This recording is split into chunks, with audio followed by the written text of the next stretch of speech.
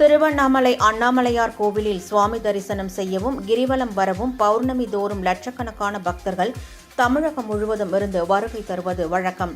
ஆனால் தற்போது அந்த நிலை மாறி வாரந்தோறும் வெள்ளி, சனி, ஞாயிறு போன்ற வார இறுதி நாட்கள் மற்றும் விடுமுறை நாட்களில் லட்சக்கணக்கான பக்தர்கள் திருவண்ணாமலைக்கு வந்து அண்ணாமலையாரை தரிசித்து கிரிவலம் வருகின்றனர்.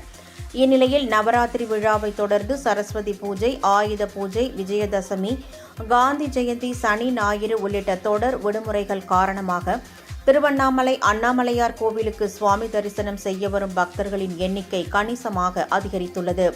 இதையொட்டி இன்று அதிகாலை கோவில் நடை திறக்கப்பட்டு சுவாமி, அம்மனுக்கு சிறப்பு அபிஷேகம், அலங்காரம் செய்து தீபாராதனை காண்பிக்கப்பட்டதை தொடர்ந்து பக்தர்கள் சுவாமி தரிசனத்திற்கு அனுமதிக்கப்பட்டனர். பக்தர்கள் இலவச தரிசன வரிசையில் 4 மணி நேரத்திற்கும் மேலாக காத்திருந்து சுவாமி தரிசனம் செய்தனர்.